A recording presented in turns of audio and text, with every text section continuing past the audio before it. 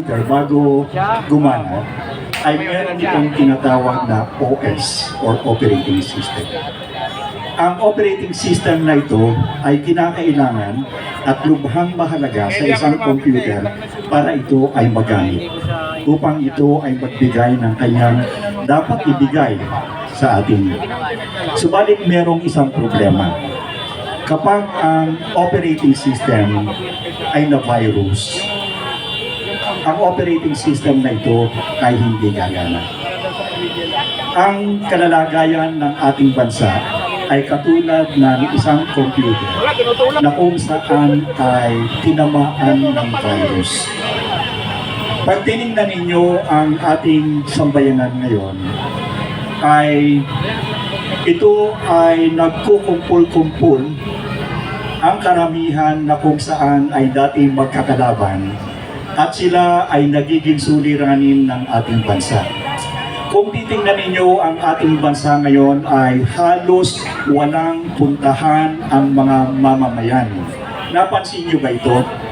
Halos wala na tayong puntahan. Bakit?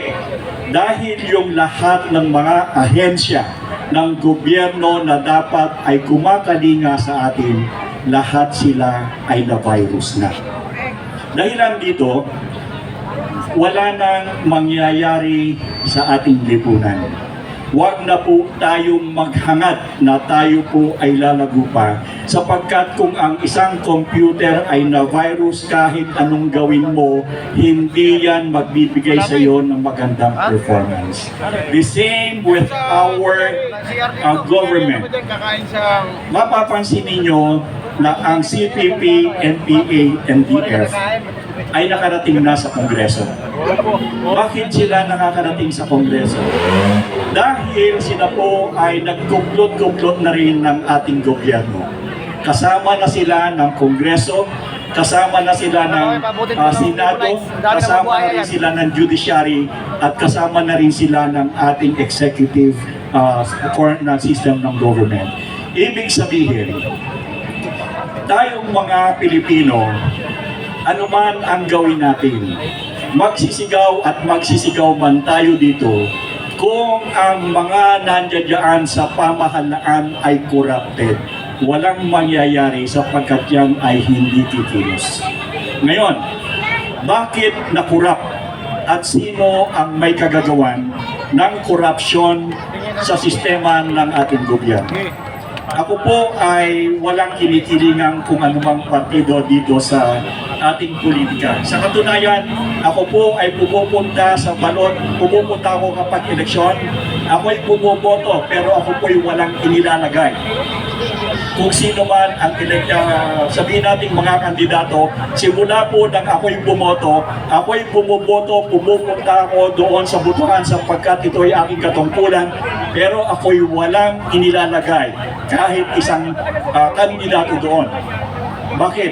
Sapagkat ako po ay hindi naniniwala sa kanilang lahat. Kahit sino po ang tumatakbo, iisa po ang layunin niyan, magaling lamang sa salita pero wala po yan sa performance. Corrupted po lahat yung mga yan. Now, katulad ng aking sinasabi, ako po ay walang kinikilingan sa mga politikong yan. Pero kaninang umaga, ako po ay nagbabasa ng some thread. At meron akong nabasa, ang sabi ko ay ganito. Ang sumulat ay si Baste Duterte. Ito ang kanyang sabi. Dahilan sa iyong kanyang ama na nandoon sa The Hague, na kinidnap ng ating gobyerno at pinadala doon, ay nag-appeal po para po sa kanyang interim release. Pero ang kanyang interim release ay hindi po piniyagan. Ang sabi po ni Baste Duterte, ang dahilan ay sapagkat ang Central Intelligence Agency ang siyang nakikialam upang ang kanyang ama ay hindi makalabas. Now, ang tanong, meron bang katotohanan ang sinasabi ni Baste Duterte na merong nakikialam sa ating bansa? Kung meron pong Trojan virus, sila po yun.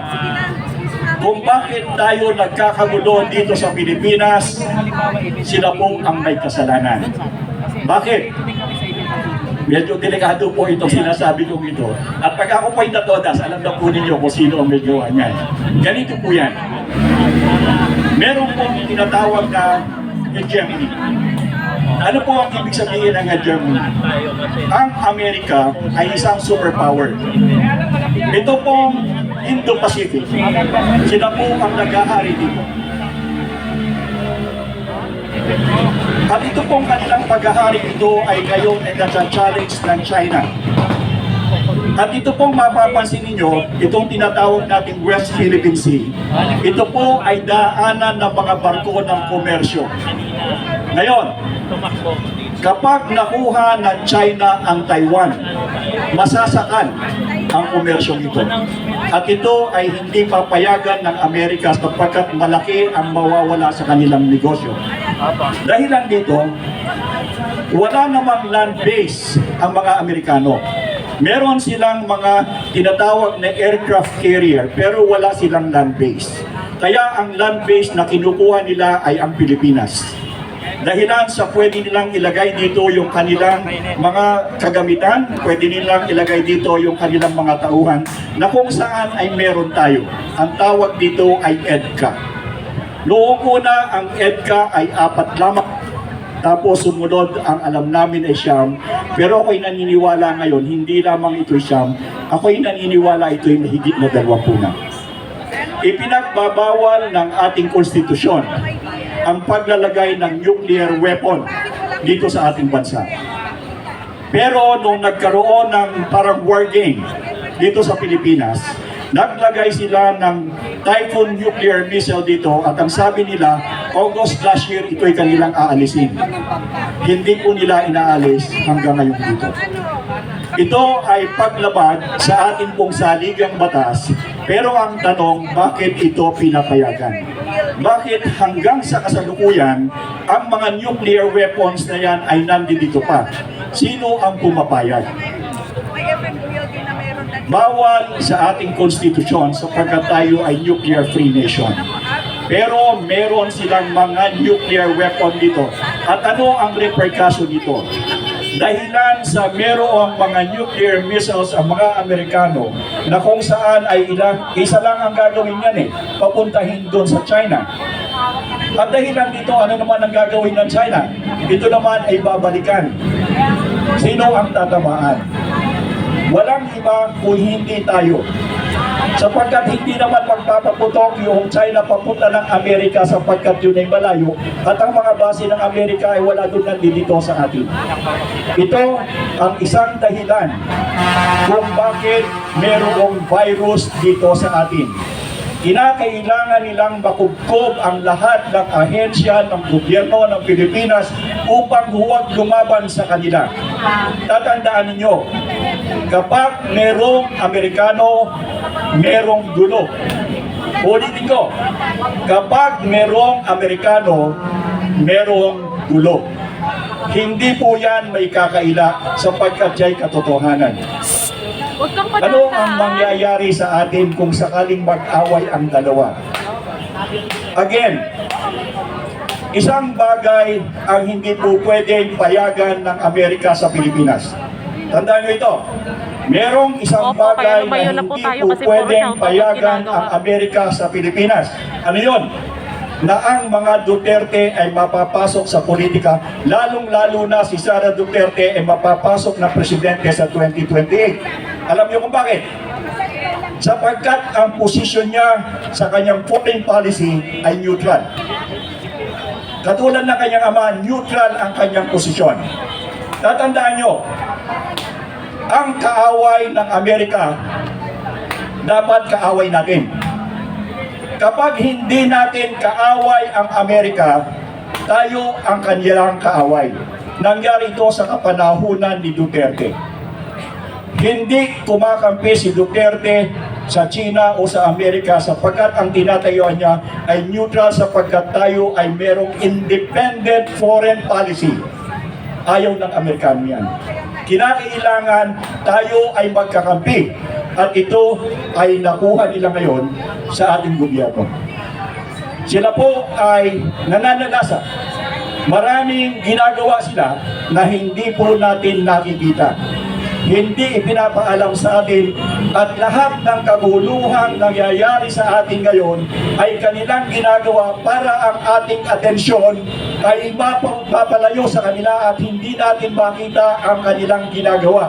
Alam niyo po ba na patuloy ang kanilang construction sa Subic? Alam niyo po ba na patuloy ang pagdadala nila ng kanilang mga armas, mga helikopter dito sa atin at ito ay kanilang itinatago? Tayo ay pinag-aaway-away upang hindi natin makita ang kanilang ginagawa. At tayo naman, tuwang-tuwa sa pag-aaway natin. Hindi tayo nag-iisip. Alam niyo, ang sabi nga kung bakit tayo pinapunta ng ating mga magulang sa eskwelahan, pinag-aral tayo sa kolehiyo, ang dahilan ay upang tayo'y matuto. Marami sa atin ang nag-aral pero hindi natuto. Bakit? Sapagkat dapat natin tingnan kung ano ang talagang suliranin ng bansa. Ang ginagawa natin, pinapayagan natin yung mga banyaga na kung saan tayo ay pag-away-awayin nang sa gayon hindi natin makita kung ano ang kanilang ginagawa. Sa huli, sino ang magsisisi? Sa huli, sino ang tatamaan? Tayo. Katulad ng Ukraine, palagi na lang sinasabi, kung kilala nyo si Scott Ritter, isang Amerikano, kanyang sinasabi, mga Pilipino, hindi nyo kaibigan ang mga Amerikano. Hindi nyo kaibigan. Bakit? Napatunayan natin sa maraming pagkakataon, katulad ng Afghanistan, matapos nila doon anong ginawa lang kanilang ipanan. Ganyan din ang gagawin nila sa atin. Katulad ng isang may virus sa computer, isa lamang ang solusyon. Ano ang solusyon kapag na virus? I-reset. I-delete ang lahat ng virus at i-reset ang computer. Ganyan din ang kinakailangan natin sa ating bansa sapagkat ang ating bansa ay punong-puno ng virus. Ang ating government ay sabihin natin this is now a failure state. So isa lamang ang solusyon. Ang ating gobyerno ay dapat i-reset. At yan ay mamaya maririnig ninyo doon sa iba pang magsasalita rito. Maraming salamat. Okay, maraming